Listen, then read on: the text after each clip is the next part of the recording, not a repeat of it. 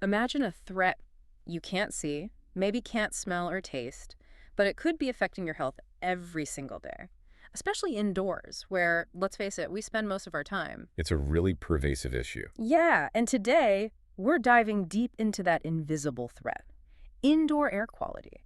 How do we even measure it? How do we know what's actually in the air we're breathing inside? And crucially, what do we do with that information once we have it? How does it become useful? Exactly. Now, you sent us some fantastic source material to help us unpack all this. We've got detailed guidelines from the Well Building Standards, specifically their AO8 section, which focuses on air quality monitoring and, importantly, awareness. And we also have this really compelling real-world case study from Sydney, Australia. It shows how a major city grappled with this exact challenge. Right. So our mission for this deep dive is essentially twofold.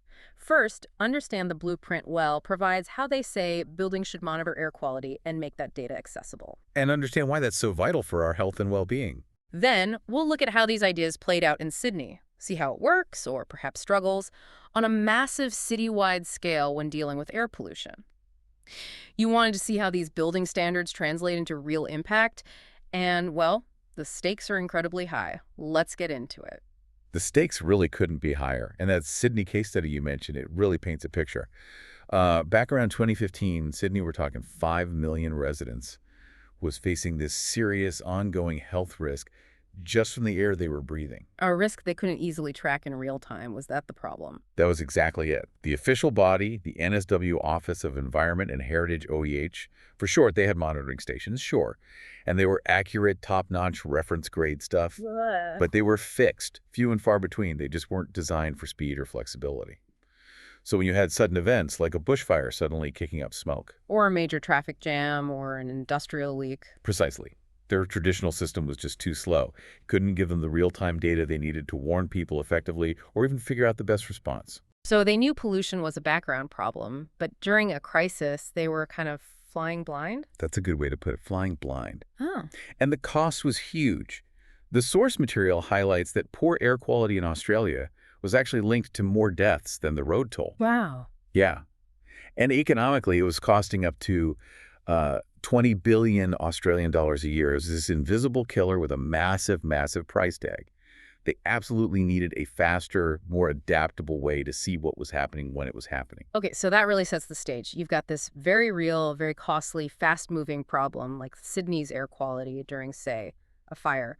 How do you even start to tackle something invisible like that? This must be where standards like WELL come into play, offering some kind of framework. Exactly. The well building standard, and specifically this AO8 feature, it's essentially providing a roadmap.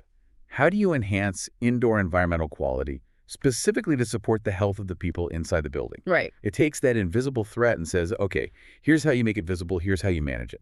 And the very first step on that map, covered in Part 1 of AO8, it's all about the monitoring itself, getting the tech right to actually see the air. Correct. Part 1 lays down the technical requirements.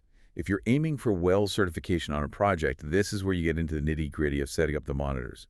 And the standard says you have to measure at least 3 specific parameters, chosen from a list of key pollutants. Okay, so what's on the menu? What kind of pollutants does WELL want buildings to track? Well, the list includes particulate matter, those tiny particles floating around, specifically PM2.5 and PM10, named for their size. Very small stuff. The stuff that gets deep into your lungs. That's the one. Then there's carbon dioxide, CO2. We all breathe it out, but high levels can mean poor ventilation. Also, carbon monoxide, CO, that's the dangerous one, often from combustion. And ozone, O3, nitrogen dioxide, NO2, often linked to traffic pollution coming inside or sometimes gas stoves. And then there are TVOCs, total volatile organic compounds. Ah, the new building smell culprits. Often, yes. Chemicals from paints, furniture, cleaning supplies, building materials, you name it. And formaldehyde is called out specifically, too, as a common and problematic VOC.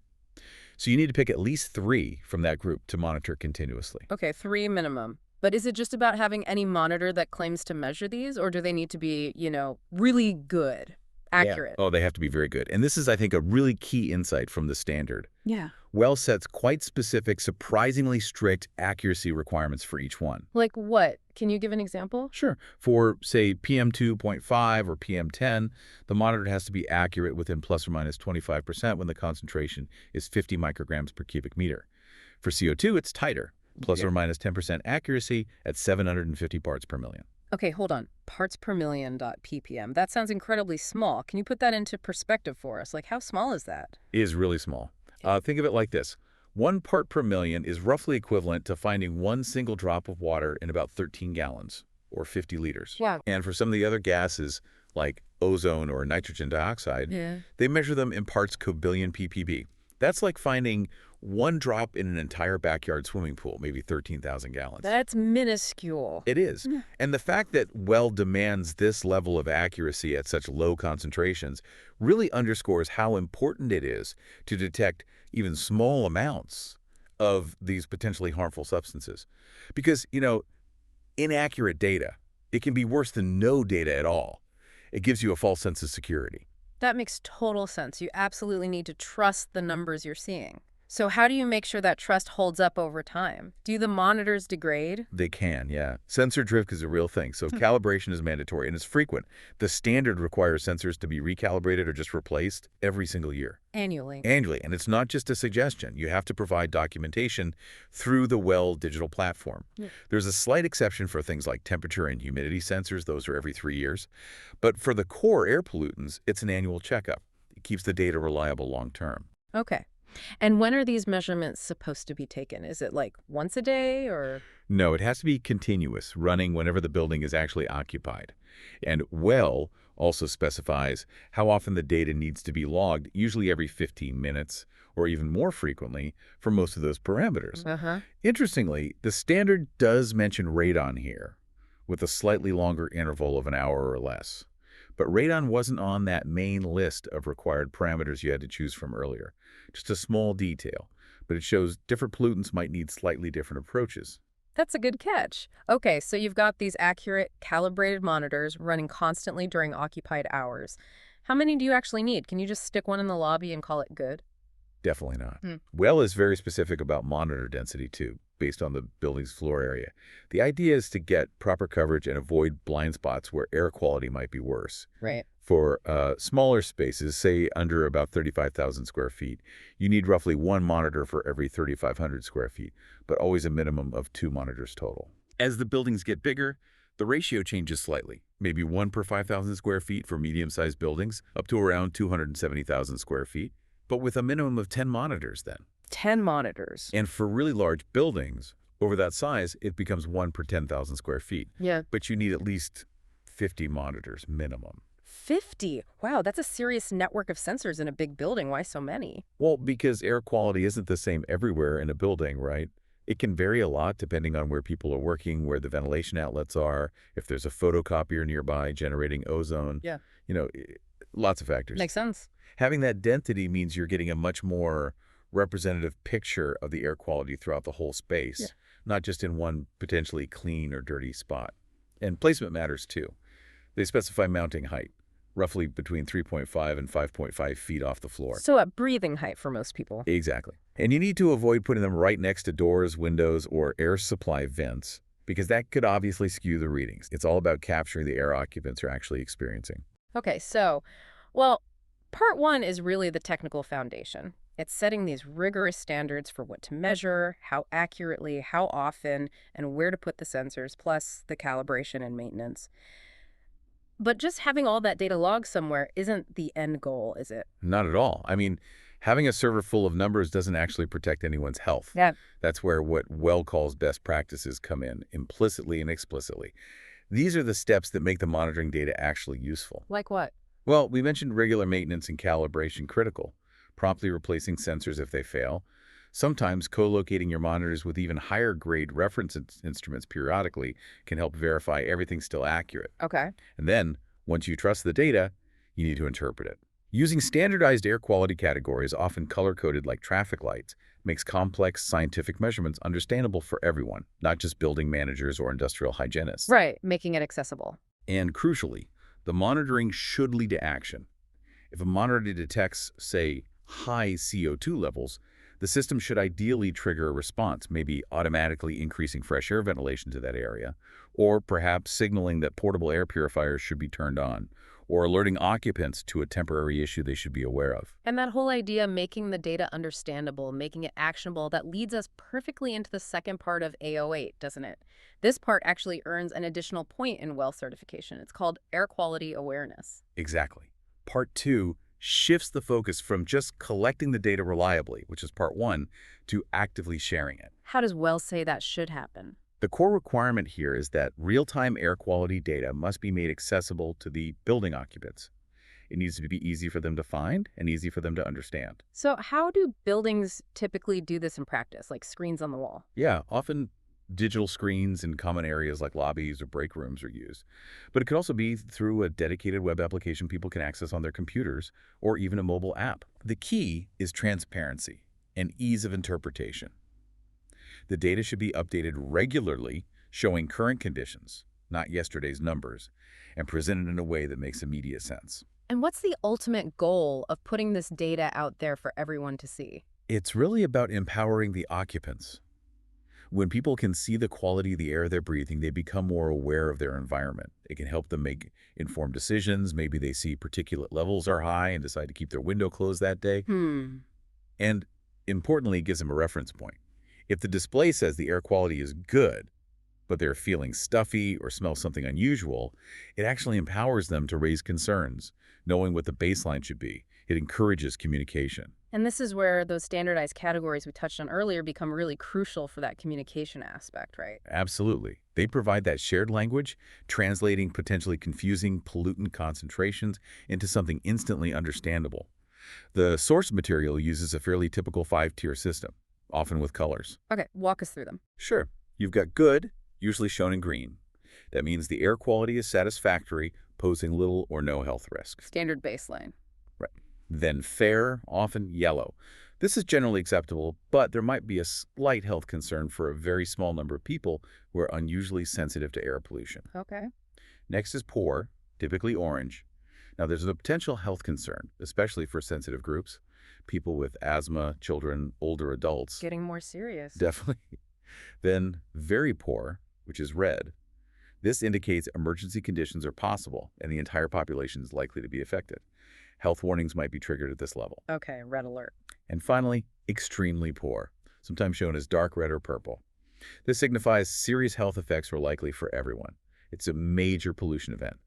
This simple system, green to dark red, takes complex data and makes the risk level immediately obvious. So WELL provides this really comprehensive blueprint. You've got the deep technical requirements for monitoring in Part 1, ensuring reliable data. And then Part 2 focuses on making that data visible, understandable, and actionable through awareness. It sounds great on paper, but how does this actually work in the real world? In the messiness of a big city facing a genuine, fast-moving pollution crisis. And this is where that Sydney case study you sent us is so illuminating. It really bridges the gap between the standard and the street-level reality. Sydney, as we said, was grappling with that core problem. Their existing monitoring was accurate, yes, but it was too slow and inflexible for sudden events like bushfires, where air quality could deteriorate dramatically within minutes across large parts of the city. And the stakes for lives were literally at risk, not to mention the massive economic costs we talked about. Absolutely. So they decided to trial a different approach. They tested a new type of monitor, the AQM65 Compact Air Quality Station. The keywords there are compact and real-time. Portable and fast. Exactly. They set up a 3-month field trial at a site called Chullora, which is kind of a light industrial area. They put this new compact monitor right alongside their established high-spec reference instruments to compare them head-to-head. Okay, and what pollutants did this new compact monitor track during the trial? Was it the same list as in WELL? Mostly similar, but with one interesting addition. It measured the key ones like PM10, PM2.5, ozone, nitrogen dioxide, carbon monoxide, but also sulfur dioxide, SO2. Ah, SO2 wasn't on that core list in the WELL AO8 standard we discussed. It wasn't, no. Which is interesting. It highlights how specific monitoring needs can vary depending on the location. Sydney, maybe due to specific industrial sources or shipping, felt SO2 was important enough to track in their context, whereas a standard office building might prioritize VOCs more heavily. It shows the need for some flexibility. That's a great point. Different places, different pollution profiles. So what happened? How did this new agile monitor perform in the Sydney trial? Did it actually deliver what they needed? The results were pretty transformative, and they really validated the principles we see laid out in Well. First off, the compact monitor delivered excellent data over 90% validity for its hourly readings. So it was reliable. Very reliable, and it showed a strong correlation with the results from the much more expensive fixed reference instruments. So it was accurate too. Plus, the feedback was that the software was user-friendly, maintenance was low, calibration was straightforward, hitting all those best practice notes we talked about from Well. Okay, so accurate, reliable, easy to use. That's all good.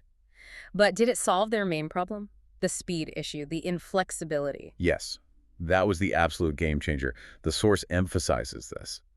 The most important outcome was its proven capability for rapid deployment. Meaning they could move it around quickly. Exactly.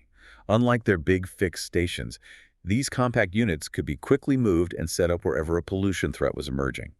Near a highway during a smog event, downwind from an industrial fire, or, crucially, moved into neighborhoods being impacted by fast-moving bushfire smoke. Wow. So they could suddenly see the invisible threat in real time, right where it was actually happening. What kind of impact did having that speed and flexibility have? It fundamentally changed their ability to respond. It meant much, much quicker detection of air quality problems as they unfolded. So faster warnings? Yes. Timely and geographically specific public warnings. Imagine getting an alert on your phone saying air quality is hazardous in your specific suburb due to smoke, advising vulnerable people to stay indoors now. That's the kind of targeted warning this enabled. That's powerful. It also supported better, more targeted interventions. They could direct resources like public health advice or maybe even emergency services to the areas most affected, based on real data, not just guesswork. Right. And fundamentally, by making this data more timely, more localized, and ultimately more transparent, it empowered everyone, communities, individuals, policymakers.